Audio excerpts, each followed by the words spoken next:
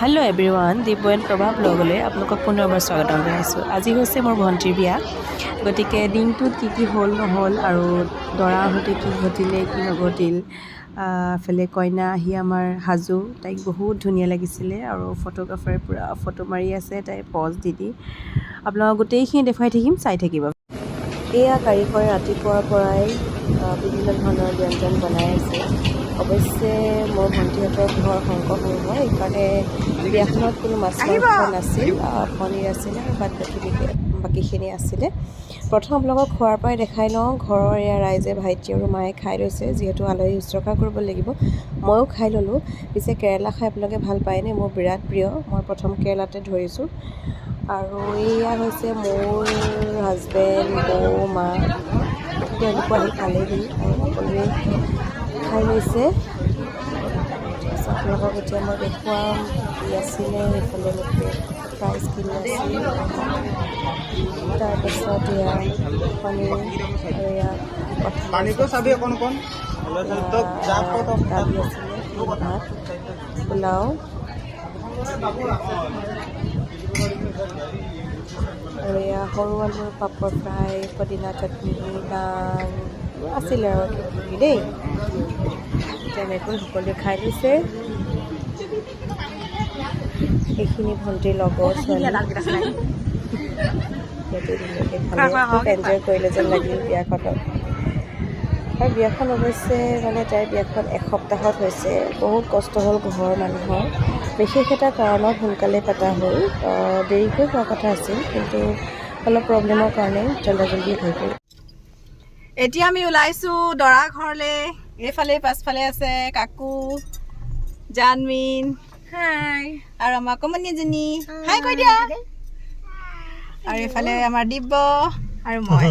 দৰা ঘৰলৈ এইকাৰণেই যাওঁ, দৰা মোৰ আৰু দিব্যৰ লগৰ হয়, ফ্ৰেণ্ড। সেই হিচাপেও জোঁৱাইটো হৈছেই, তাৰ উপৰি সি বন্ধুত্বৰো এতিয়া যিহেতু আখ্যা পাইছে, সেইকাৰণে গৈ আহোঁ বিয়াখনলৈও।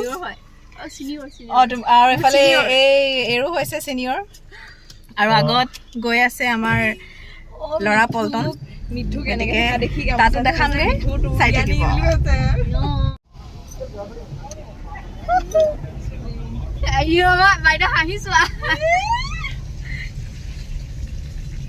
কোন বাইদেউ হাঁহিছে?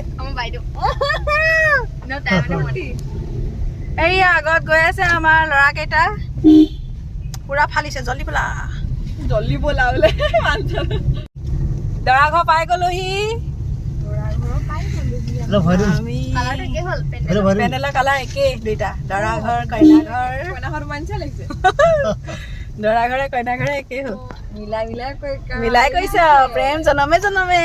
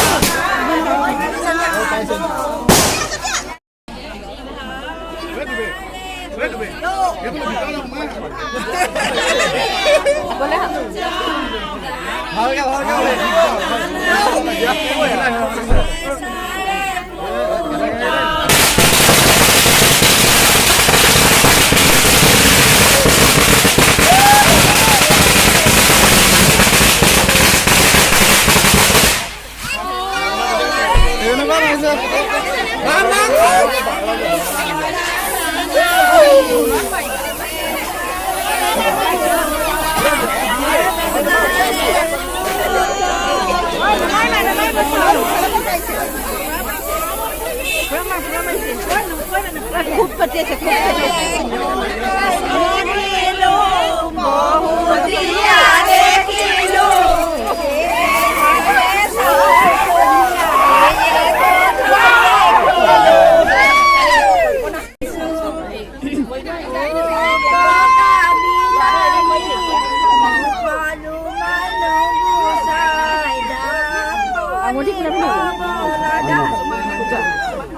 অসমীয়া দোৱা যোৱা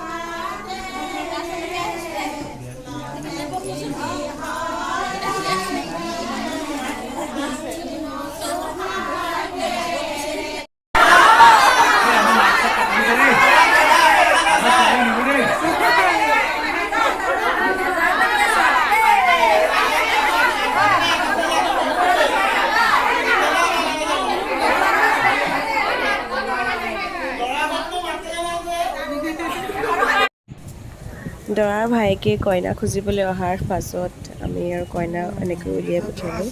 এই সময়খিনি খুব বেয়া লাগে।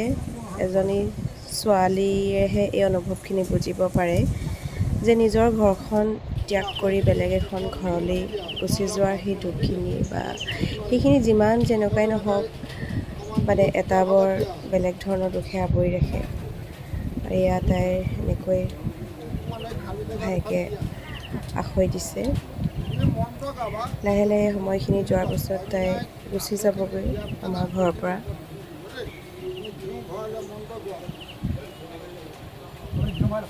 উপায় নাই, ছোৱালীসকলৰ এয়া নিয়মেই। তাই সেইখন ঘৰতো সুখী থাকক, সদায় ভালে থাকক, এয়াই কামনা কৰোঁ। আপোনালোকেও সকলোৱে আশীৰ্বাদ কৰিব, তাইৰ নতুন যুগ্ম জীৱনটো যেন খুব সুন্দৰ হৈ উঠে। অৱশ্যে তাইৰ দেউতাক নিজৰ দেউতাক হোৱা নাছিলে দেই, মোৰ দেউতাকহে তাইক ছোৱালী দান কৰিছিল। কাৰণ তেওঁলোকৰ যিহেতু মাহেকীয়া এনেকৈ হোমযজ্ঞ পুৰা আছিলে আৰু মামাহঁতৰ ঘৰ আছিলে শংকৰ সংঘ, সেইকাৰণে অকণমান এইখিনি ক্ষেত্ৰত সমস্যা হৈছে।